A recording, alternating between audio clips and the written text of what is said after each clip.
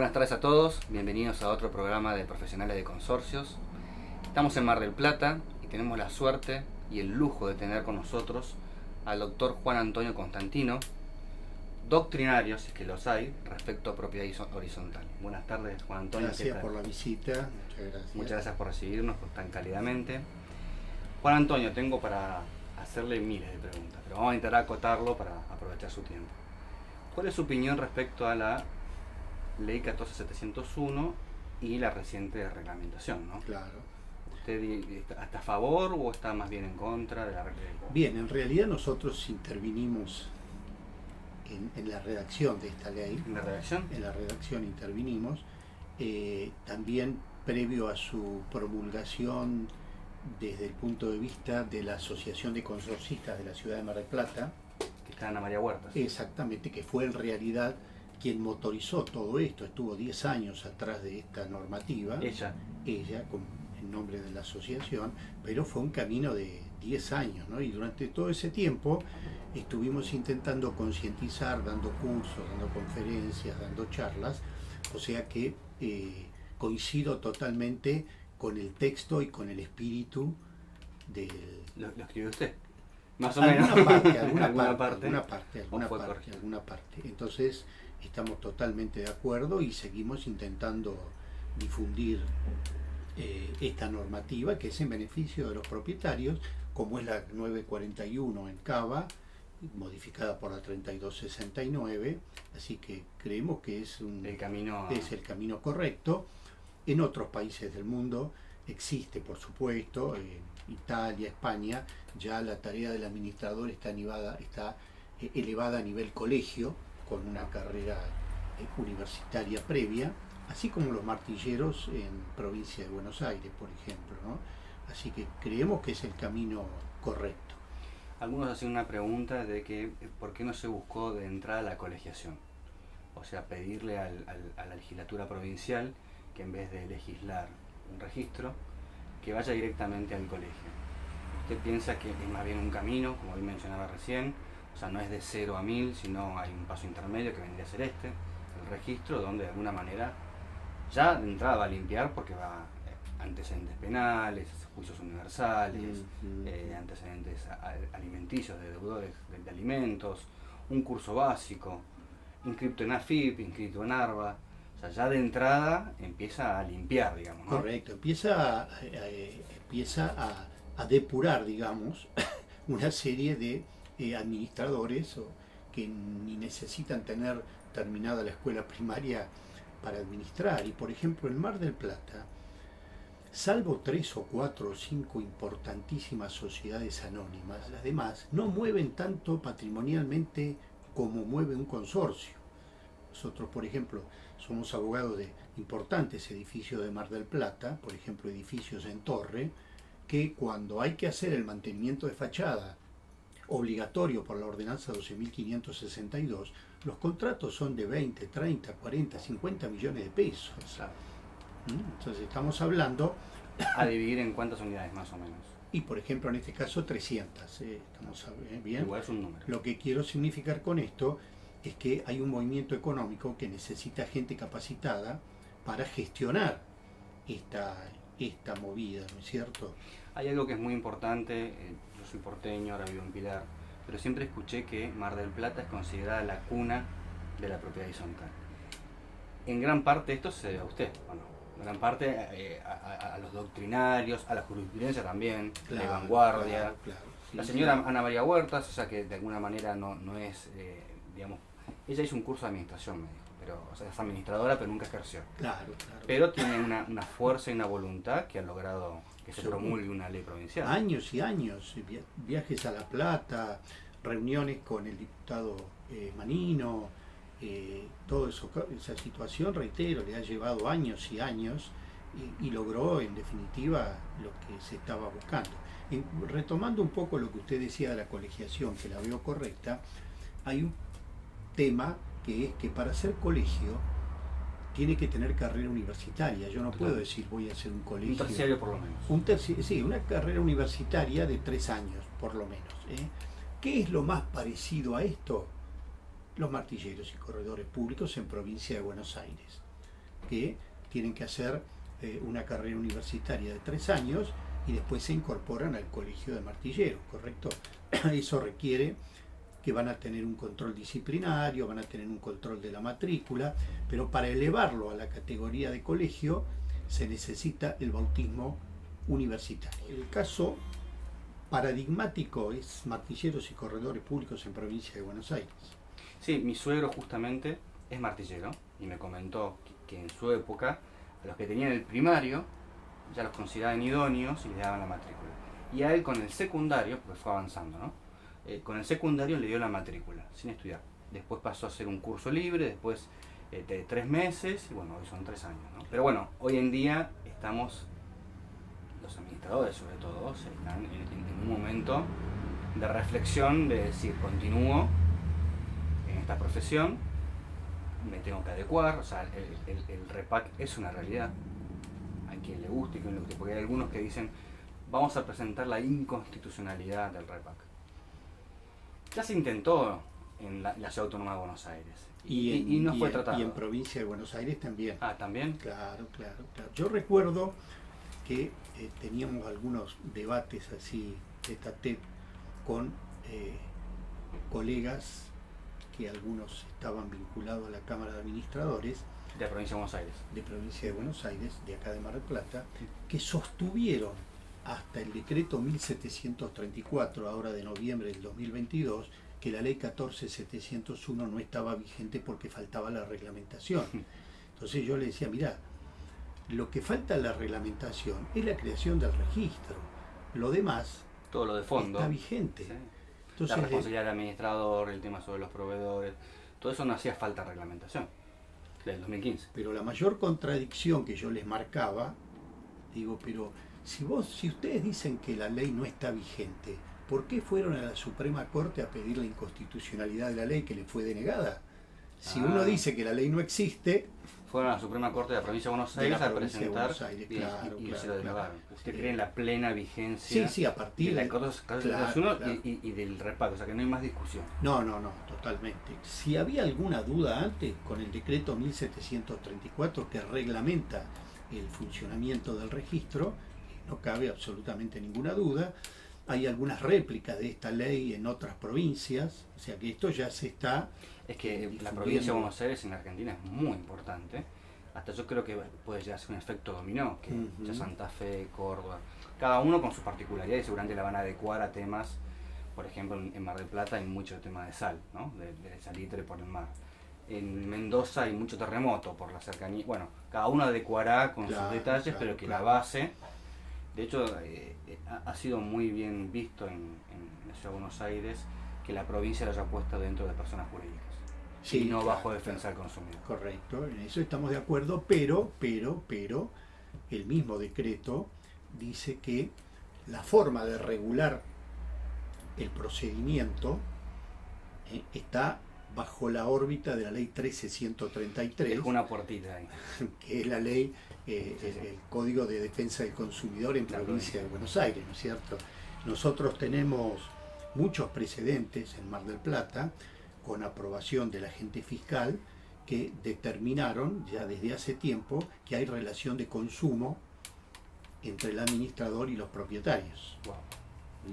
24240, sí, 26361. Sí, de hecho, al tener rango constitucional, digamos, aplasta todo el resto de las normas. Claro. A mí me pasa en el derecho del seguro, el seguro es una ley particular, sin embargo es considerada el contrato de seguro como es de adhesión, etcétera, dentro de las normativas de defensa del consumidor, que tiene otros plazos de prescripción, tiene otros plazos, toda otra cosa. Inversión de la carga de la prueba, gratuidad judicial en el litigio. La cola es muy larga. Claro. En estos momentos, por ejemplo, se ha hecho tan expansivo esto que usted dice del seguro, que hay unos últimos precedentes donde extienden la condena al productor. Sí, yo tengo por no haberle informado. El deber de información es el principal derecho y obligación en defensa del consumidor. Algo que usted no puede hacer es fallar en el derecho de información. Eso es vital. Creo que esa es la puertita donde se va a defensa del consumidor. Claro. Si usted falseó algún tipo de información... U omitió. Por ejemplo, en este caso el productor de seguros, no le había informado que la compañía de seguros que él seguía, le seguía motorizando al cliente, estaba en uno de los rangos últimos de peligro. Antes de liquidarse. Claro, claro, claro. Por ejemplo, ¿no? Hasta ese punto se llegó de comprometerlo al productor. Cuanto antes, siempre la demanda era contra la compañía de seguro. Acá se le extendió al productor. No, es importante comentar que el administrador tiene responsabilidad y el proveedor también. En este caso el proveedor es por la intermediación de un asesor, un broker de seguros, que tiene responsabilidad. Yo tengo 3 actividades y en las 3 tengo responsabilidad civil profesional. Justamente por este tema de que entre la omisión o el error, cualquiera de los dos, tengo algún tipo de responsabilidad. Está bien, menor, pero participo de un porcentaje de la responsabilidad. Sí. Y el administrador cada vez, la sociedad se está concientizando de que también reclamar también al administrador. Mismo ahora me piden cláusulas de no repetición en los contratos de seguros a favor del consorcio y a favor del administrador. Pues son 2 personas diferentes, y en este es un órgano, tienen responsabilidades diferentes. Entonces la cláusula de repetición es importante hacerlo ante ambos. En caso de trabajo de riesgo, ¿no? Sí, como esto que estamos hablando de trabajos si en altura. Claro, que se cuelga y vos decís, si pasa un accidente, es muerte. Bueno, últimamente, obviamente que siempre hay que decirlo, una vida no tiene un valor económico, pero hay que ponerle un número. Y estaban hablando más, menos, hay un montón de cosas, 40 millones de pesos, la vida de una persona. Más, menos. Y actualizable. En Mar de Plata diríamos que menos. ¿Menos? Menos, sí. Bueno. Obviamente que la vida no se puede, eso siempre hay que recordarlo, hay que decirlo, no se puede poner un precio, pero bueno, la realidad es que si hay un accidente, la viuda o el viudo tienen derecho a reclamar. Sí, por supuesto, claro. Y la ley 14701 ya estaba vigente de fondo desde el 2015, que el administrador es responsable por los proveedores. Eso no hacía falta reglamentación.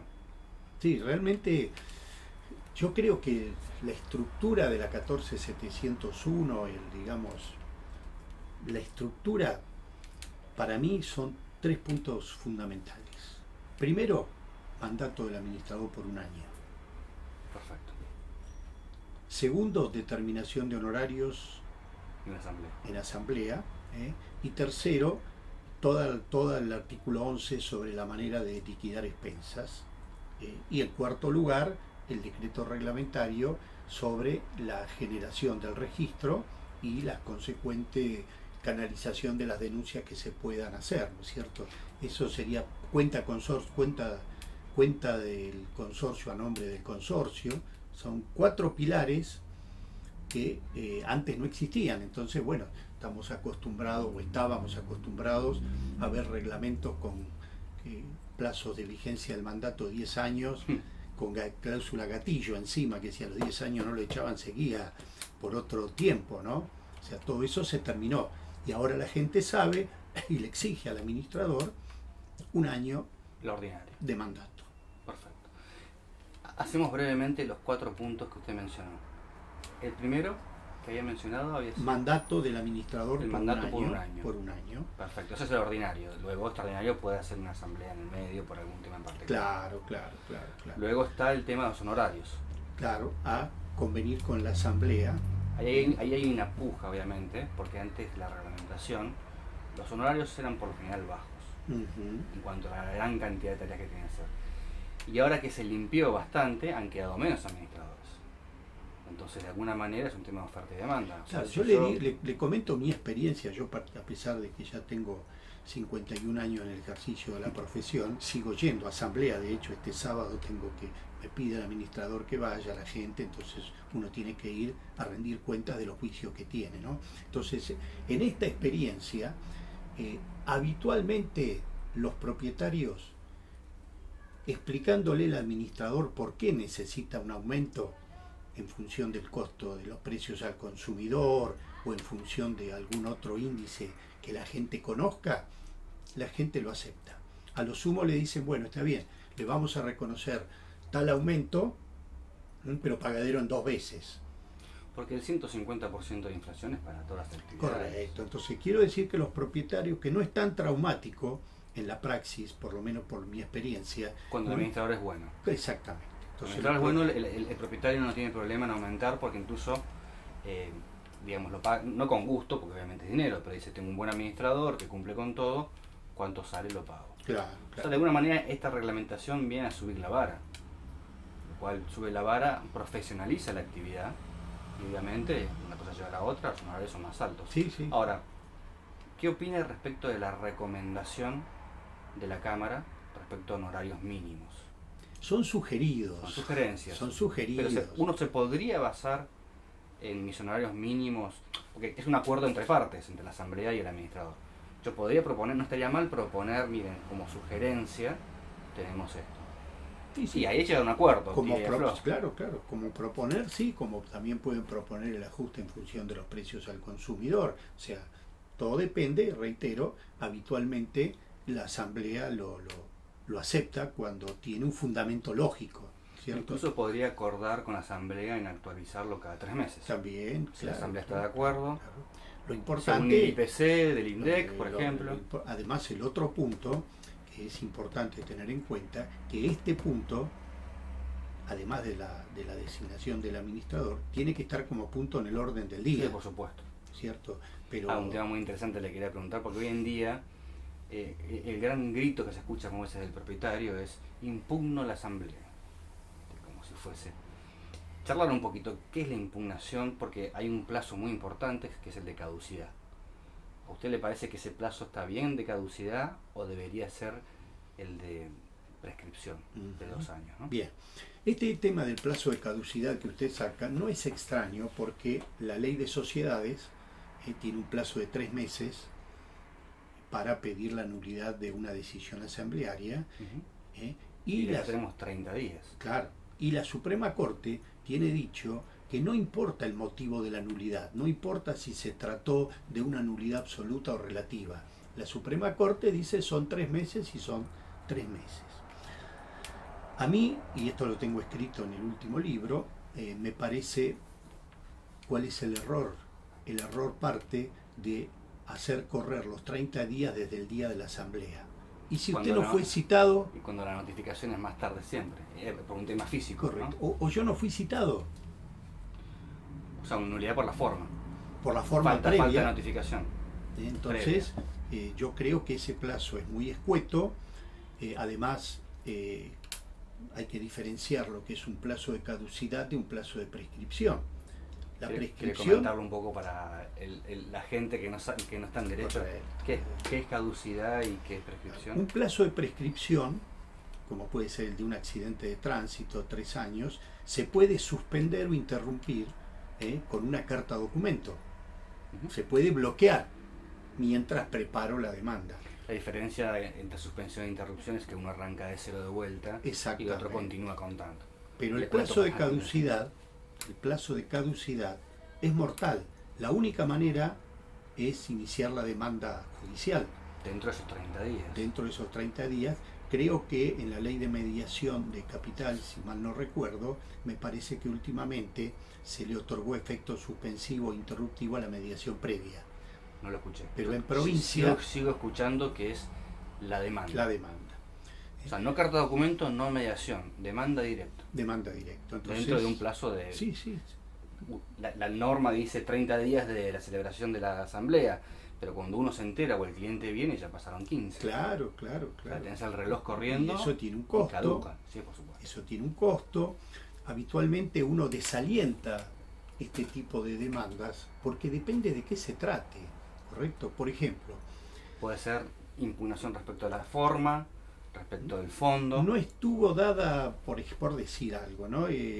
La mayoría suficiente para la renovación o designación de administrador. Si uno no saca una medida cautelar y el juez no se la da, este juicio termina dentro de 4 años, cuando ya al administrador le renovaron el mandato 4 veces más. Mi punto de vista es que el legislador mandó un mensaje, un metamensaje, diciendo solucionen los problemas consorciales adentro del edificio, no vengan a la justicia. En manera privada. ¿Por qué digo esto? Por los 30 días de plazo de caducidad de la asamblea. Antes, y esto está en toda la doctrina y en toda la jurisprudencia, un solo propietario, o 2 o 3, con verosimilitud en el derecho y por razones de urgencia, podía abrir una asamblea judicial. ahora le exige que sean el 10% de la totalidad del edificio. Bien, o sea, Correcto. quiero significar con esto que uno percibe Que la justicia diga, arréglenlo entre ustedes. Si no lo arreglan, ahí venga. exactamente, Pero primero, pero para ir a la justicia antes podía ser uno solo, ahora el 10%. ahora el 10% Del total. del total del edificio, ¿no es cierto? Bueno, el REPAC tiene un poco eso también, que es innovador, que exige primero haber acabado la vía consorcial, como diciendo primero mándale un mail, que te conteste o no te conteste, que pase un plazo. O sea, no metas la denuncia de manera directa, como muchas veces sí lo hacen en la Ciudad Autónoma de Buenos Aires.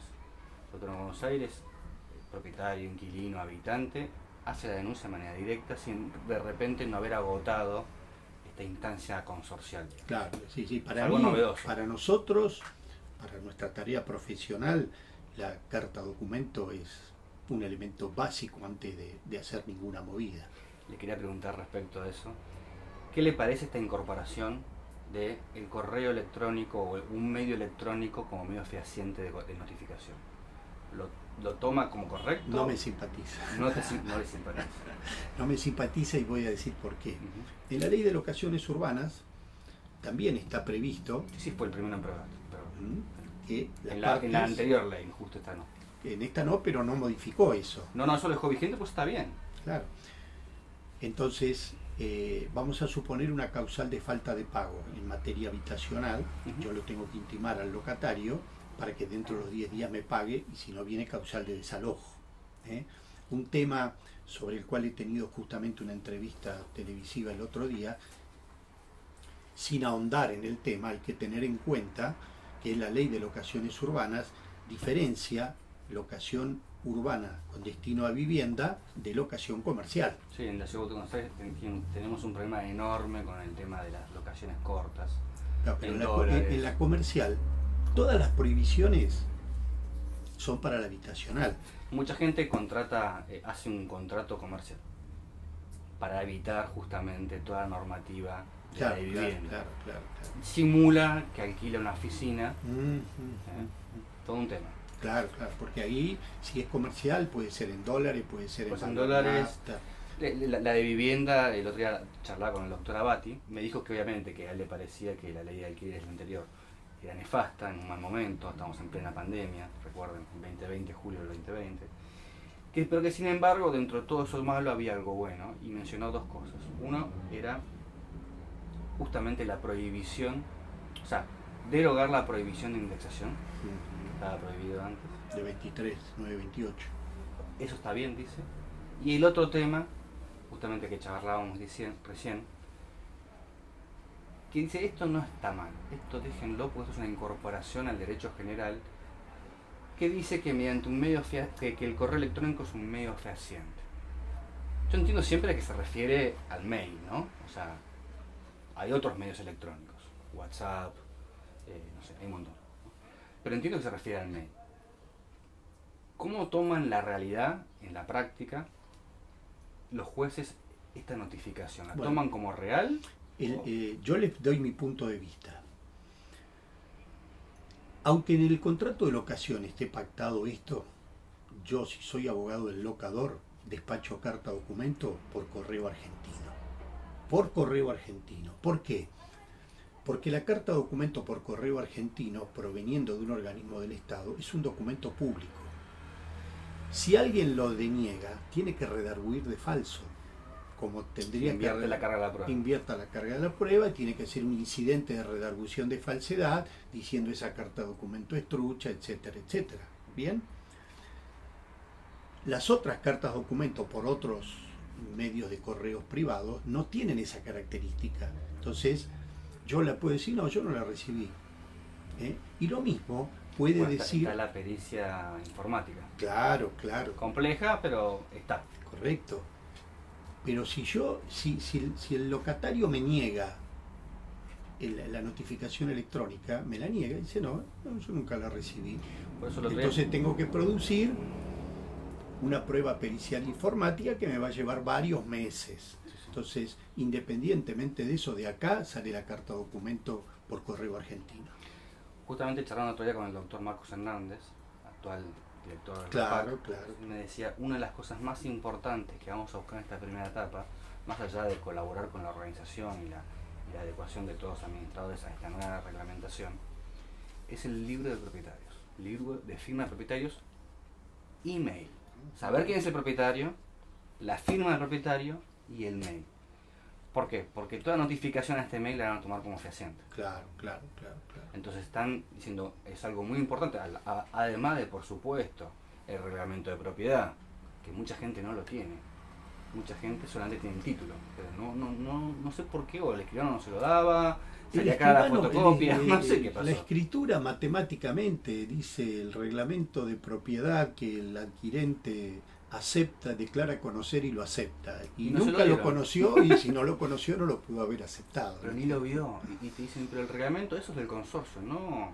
Es parte del título. Se lo tienen que haber dice dado. el Código Civil y Comercial, Claro. el reglamento forma parte del título. Y algo que quieren agregar ahora es, obviamente, el libro de actas y el libro de propietarios, o sea, firma de propietarios. Justamente buscando esto de que, bueno, yo, de alguna manera, se entiende como declaración jurada, con salvedades, por supuesto, de que yo declaro de que este es mi mail. Bien, el tema operativamente, durante todo este tiempo, se ha advertido una gran reticencia de los compradores, de los propietarios, a incorporarse a ese libro y presentar su escritura, porque sin conocer de nada piensa que el administrador con la copia de la escritura puede De la hacer... primera hoja. Porque por lo general, quien Claro, vende y quien compra está en la primera hoja. Claro. No hace o sea, Bueno, la primera hoja nada más. Está bien, quién compra y quién vende y qué compra y qué vendió. Sí, pero por lo general en la primera hoja dice la unidad que está en cuestión, quién vende y quién compra. Ya está, no hace falta que me des todo. Bueno, pero la realidad es que los mismos consorcistas dudan a veces en qué va a pasar con esa copia de esa escritura y se resisten a veces a acompañarlo y a firmar el libro, otros por razones fiscales. Bueno, ahí ya entramos en, usted no me lo quiere presentar, yo voy a pedir un certificado de dominio. Claro, a su cargo y se lo bajo por expensas. Por supuesto. El otro día me enteré, no sabía que hay un certificado de dominio que es general, creo que es el formulario 3B o 4B, donde usted pide el formulario 4B o 3B. Ah, de todo el edificio. De todo el edificio, le pide todo el edificio, con lo cual, claro, o colaboran o pido y va por expensas. Claro. Pero el libro de propietarios tiene que estar cumplimentado. Sí. Justamente ahí en una entrevista que le hicieron a Marcos Hernández en el programa Consorcio 360, sí, o algo de así, Claudio García, claro, y Diana Saevich. Y ahí, recalcando él que lo primero que están monitoreando es que esté vigente y presente el libro registro de Es que propietarios. justamente la importancia, el registro de libros, firmas para poder otorgar poder, email. El mail es lo que más importa, justamente por un tema de notificación fehaciente, a la cual inevitablemente vamos, ¿no? Sí, se irá reglamentando, pero... Volviendo al punto de la pregunta, yo tomo por notificación fehaciente Carta de documento. algo que no necesite un perito informático. Si alguien pide la nulidad No, ahí sí. de una asamblea, dice yo no recibí este correo, y el que tiene que demostrar mediante un perito informático en función del IP de cada una de las computadoras y seguir la ruta que salió de la oficina del administrador y llegó a mediante una pericia informática, ¿no es cierto? Exacto. Entonces, para mí notificación fehaciente, independientemente que coincido que no puede ser notificado por carta documento una convocatoria. Claro, hay temas mayores. Sí, obviamente, por ejemplo, la intimación al pago moroso, es mejor hacerla por carta documento. Capaz se puede intentar antes por mail. Pero... Por ejemplo, una intimación para que paralice la obra que está ejecutando en la terraza, que se está mandando una parrilla. Yo eso no lo voy a mandar. Esas cosas importantes por al correo electrónico. Una vez me preguntaron qué opina, o sea, le traspaso la consulta. ¿Qué opina respecto de un consorcio grande donde de repente hay una constructora que aún sigue siendo propietaria de varias unidades, toma conocimiento de la convocatoria de asamblea y lo que decide hacer es mandar cartas de documento previas a la asamblea notificando su decisión? Esa decisión, ese voto, digamos, ¿es considerado válido o no, ante la ausencia. O sea, mandó carta documento diciendo, yo en este punto decido esto, en este punto decido lo otro, en este punto decido esto. Bueno, fíjense que en principio diría que no, ¿bien? Que no es válido. En principio. Antes del Código Civil y Comercial, Porque no toda dice la nada. doctrina y toda la jurisprudencia consideraba un sacrilegio que un propietario después de la asamblea presentara una nota diciendo estoy de acuerdo con tal tema. Como es la Después de la propuesta de asamblea. decisión hoy en día. Y ahora en el Código Civil y Comercial está esa posibilidad de adhesión. Sí. O sea que hay muchas cosas, como en este caso, la manifestación de voluntad previa, años atrás yo diría, no, esto no es válido, porque usted tuvo que venir a decir esto en la asamblea. Hoy en día me parece que con la posibilidad que tienen los propietarios, porque está en el Código Civil y Comercial, de adherir dentro de los 15 días o no. Hay una regla general en el derecho que dice que lo que no está prohibido está permitido. Y aquí hay un gris, el código no habla de este tipo de opinión previa. Obviamente que hablando con esto de la propuesta de decisión, lo que se ha abierto es a la opinión individual, sin estar en una asamblea, que lo ideal siempre es estar en la asamblea. Claro. Pero es una realidad que muchas veces, en muchos consorcios, en muchos, la gente no va. No Parece- va ni de representación tampoco. Parecería ser que si está hecho en un documento auténtico, carta documento, un documento con firma certificada, etcétera, etcétera, parecería ser que sumaría en la En la votación. votación. En el doble cómputo, Claro, por porcentual y claro, por... claro. Es muy interesante ese tema. Sí, sí, parecería ser, porque si lo puede hacer después, ¿por qué no lo puede hacer antes, no? Claro, de manera individual, si acepto obviamente la propuesta de decisión, Ujú. cada uno de manera individual, sin haber debatido, sin haber estado incluso, puedo decidir por analogía, ¿por qué no antes? Claro. Siempre y Son cuando el cosas orden del que día van- esté bien hecho, bien que van- notificado. son cosas que se van ampliando. Por ejemplo, uno que advierte, como ha sucedido, por ejemplo, con la teoría garantista en el derecho penal, que uno lee los diarios, mira, ¿no? Y dice, ¿cómo puede ser que le hayan dado la domiciliaria a este violador que vive al lado de la persona? Sí, fue un caso muy fuerte. Son situaciones, bueno, toda esta teoría garantista. Y en alguna medida, este margen de flexibilidad urbana se da también en el régimen de la propiedad horizontal. Nosotros hemos tenido casos que, por supuesto, por una norma ética, uno no puede garantizar al cliente el resultado, Imposible. ¿correcto? Sí, los medios. Ni que lo va a ganar ni que lo va a perder. Ni que lo va a perder, no te garantizo ni que lo voy a perder. Porque puede ganar. Bueno, lo y que hemos, llamamos lotería judicial. hemos iniciado demandas que hasta hace que 10, 15 años atrás, si uno pintaba la persiana del lado de afuera de un determinado color verde, el juez le decía, no, vuélvalo a poner de color blanco. Y hoy en día construcciones antirreglamentarias totales convalidadas por la justicia. Pero ¿Pero construcciones... convalidadas por prescripción? O... No, por la aplicación de la teoría del abuso de derecho, Mm, que no le causa tanto perjuicio, que... cerramientos internos, esas cosas. o externos también, Internos en el pulmón de manzana, a eso me refería. Bueno, por ejemplo, en el pulmón de manzana, viene el juez a hacer un reconocimiento judicial. Ah, sí, pero acá hay otro. Y en el patio interno del otro lado hay otro. Cerramiento Bueno, igual. hay, dentro de la cantidad de obligaciones que le ponen en cabeza al administrador, hay una que dice mantenimiento y conservación del edificio.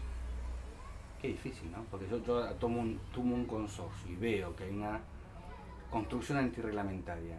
Es mi obligación denunciarlo. A la municipalidad, claro. Pero ¿y si está prescripta? Sí, porque ya está. Pero si no está prescripta, yo tendría la obligación como administrador de denunciar a a una parte de mi mandante. Claro. Complicado. Correcto, pero otro de los temas judiciales, ¿por qué no metió la demanda, el interdicto, la acción sumarísima, no la metió antes? La anterior. No, mientras se estaba construyendo. Es decir, hay determinadas construcciones que hoy en seco, con determinados materiales, se hacen en 48 horas.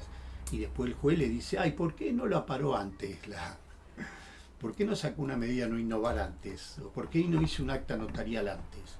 Y a veces, reitero, con la modalidad de la construcción en seco, en horas se arma un quincho en el patio. Bueno, algo que siempre me hablaban de Mar del Plata, de que era pionera en lo que es normativa local, digamos, de la ciudad, ¿no? Sí, exacto. Principalmente el tema de fachadas, sensores, por ejemplo.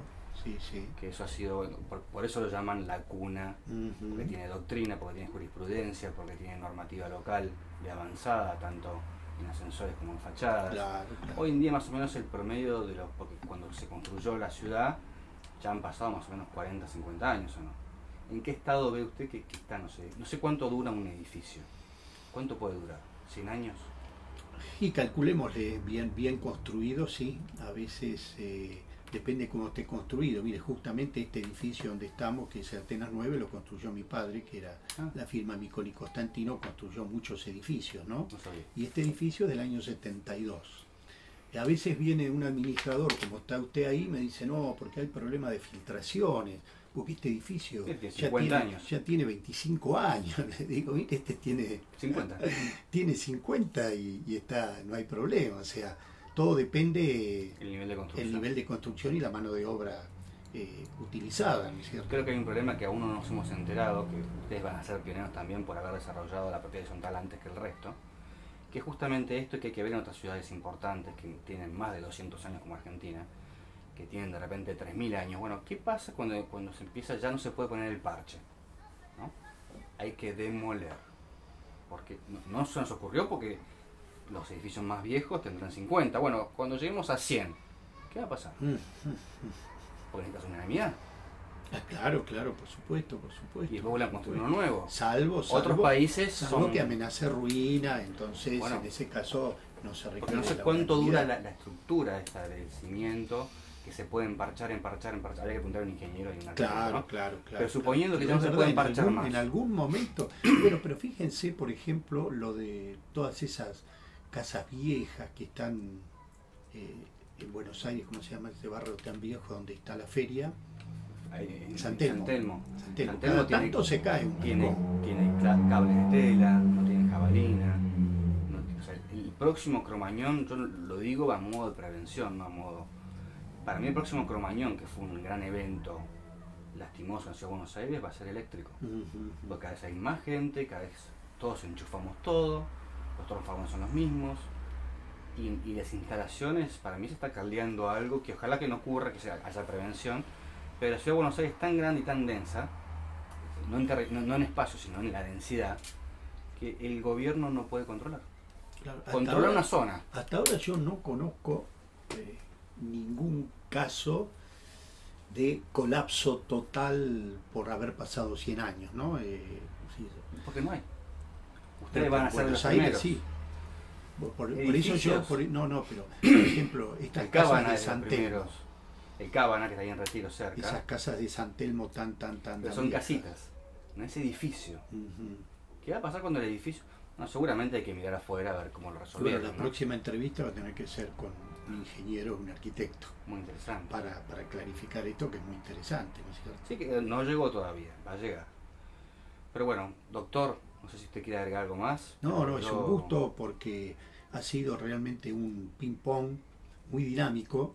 Muchas gracias. Porque contrariamente a otras notas periodísticas donde el que va a entrevistar tiene un catálogo de preguntas, esto fue surgiendo espontáneamente con los conocimientos suyos también. ¿No? Tengo un montón para hacerle, pero no quiero faltar el respeto, le agradezco muchísimo su tiempo y bueno, muchas gracias por habernos recibido tan cálidamente y muchas gracias a ustedes por haber escuchado.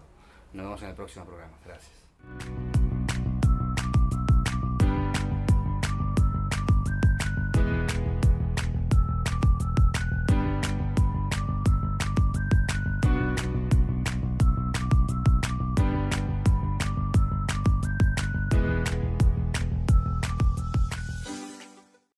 Profesionales en seguros. Atención personalizada, auditoría y análisis de riesgos, asesoramiento profesional para una óptima transferencia de riesgos, intervención activa en la pronta y justa liquidación de siniestros. Nos ocupamos de su tranquilidad. ON Profesionales en Seguros.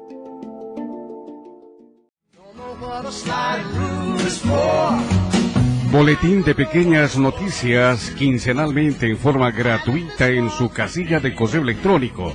El único medio periodístico y de servicios sobre propiedad horizontal orientado a administradores, propietarios, inquilinos, encargados y proveedores de consorcios.